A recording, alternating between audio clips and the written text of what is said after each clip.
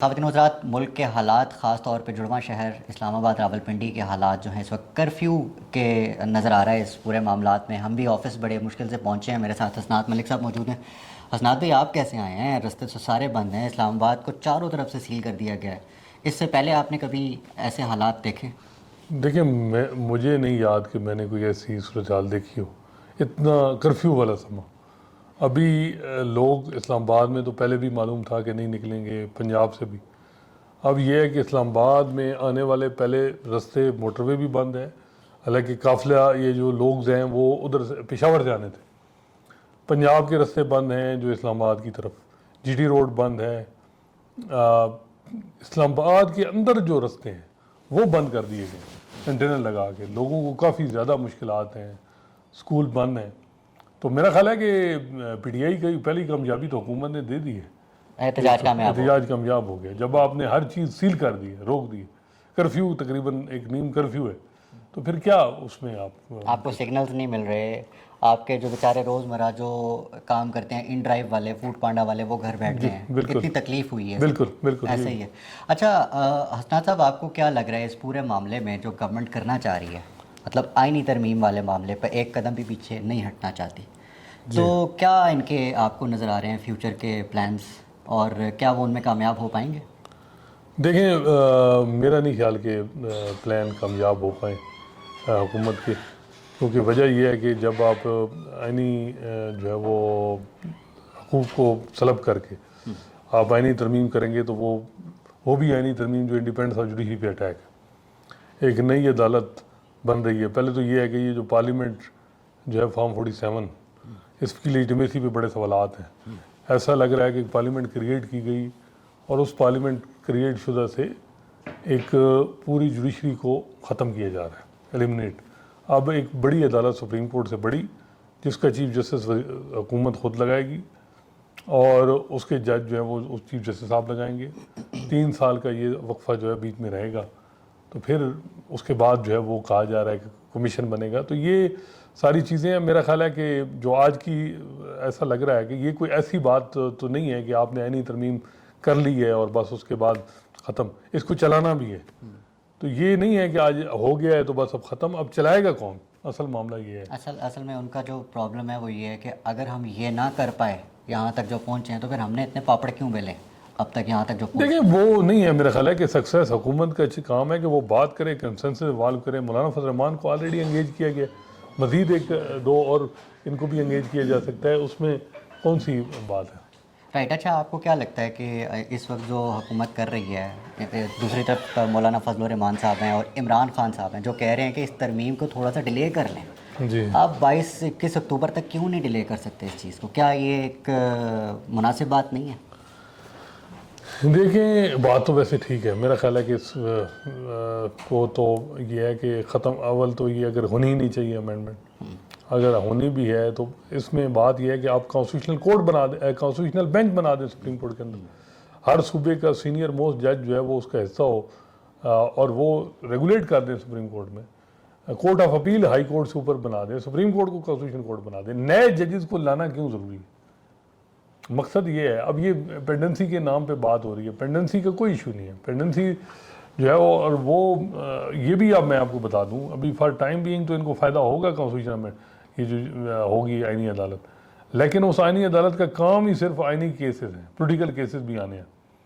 تو سارا دن وہ چلیں گے. ان کی کیا گارنٹی ہے کہ چیف جسٹس جو ہے وہ ٹھیک رہیں گے؟ عموماً ہم نے دیکھا پرویز مشرف نے افتخار چوہدری صاحب کو لگایا. ان کو نہیں معلوم تھا کہ یہی مجھے گھر بھیجیں گے. اس کے علاوہ کئی ایسے اپائنٹمنٹ کرتی ہے وزیر اعظم جو ان کو نہیں پتہ ہوتا کہ یہی پھر ہمارے لیے مسائل ہوں. تو میرا خیال ہے کہ جب آپ شخصیات کو دیکھ کے تبدیلیاں لائیں گے تو کوئی فائدہ نہیں. سسٹم میں تبدیلی لائیں. عدلیہ میں بہت غلطیاں ہوئیں 2009 سے لے کے 23-24 تک. لیکن جو موجودہ ججز ہیں ان کو تو اس وجہ سے اٹیک کیا جا رہا ہے کہ وہ جو بات ہے اس وقت حکومت کی پالیسی ہے وہ نہیں سن رہے. وہ مطلب ہے کہ وہ سول لبرٹیز کی بات کر رہے ہیں، وہ پیپل مینڈیٹ کی بات کر رہے ہیں. تو اس وجہ سے وہ زیر تاب ہیں بہت. اچھا حسنات صاحب، یہ جو حالیہ فیصلہ آیا ہے سپریم کورٹ سے 63A کی جو تشریح کے حوالے سے، تو لوگ اس کو ہارس ٹریڈنگ کے لیے سرٹیفکیٹ بھی قرار دے رہے ہیں. آپ کو کیا لگتا ہے کہ اس فیصلے کے بعد جو ہے وہ کیا ہوگا؟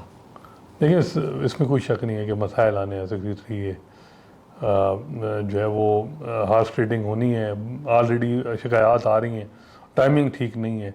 یہ فیصلہ اگر جو وہ چیف جسٹس قاضی فیصلہ کہتے ہیں کہ اس کا اطلاق آئینی ترمیم پہ نہ ہو, یا آخری دن ججمنٹ اناؤنس ریزرو کر لیتے اور آخری دن سنا دیتے اپنی ریٹائرمنٹ سے, اور بات کوئی فیصلے جو پہلا فیصلہ تھا اس پہ کوئی نہیں کر رہا. اصل معاملہ آ رہا ہے ٹائمنگ کا.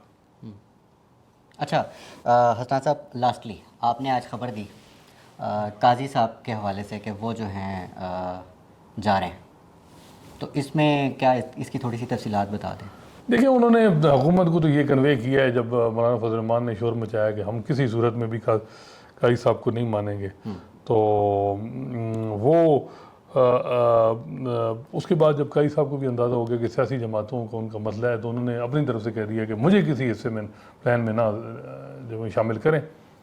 تو بظاہر یہ بھی لگ رہا ہے کہ وہ یہ بھی ہے کہ پھر حکومت ان کو بھی یہ بھی ہو سکتا ہے, ان کے مخالفین کہتے ہیں کہ جی وہ کر کیوں اس وجہ سے رہے, اور یہ وہ سب کچھ جو ہے وہ اسی وجہ سے کر رہے ہیں کہ تاکہ ان کو اکوموڈیٹ کیا جائے. لیکن وہ اگر انہوں نے نہیں کرنا تو وہ پبلک سٹیٹمنٹ دیں. کل ان پہ بات جب ہوئی کنفلکٹ آف انٹرسٹ کی, تو ان کو چاہیے تھا کہ فوری جواب دیتے کہ جی میرا اس میں لینا دینا نہیں ہے. اچھا, ماضی میں بھی ایسا ہوا تھا کہ قاضی صاحب نے پہلے کہا تھا کہ جی میرا اس سے کوئی لینا دینا نہیں ہے, میں ایکسٹینشن نہیں لیتا, اس کے بعد جو ہے وہ معاملات جو ہے وہ بدل گئے.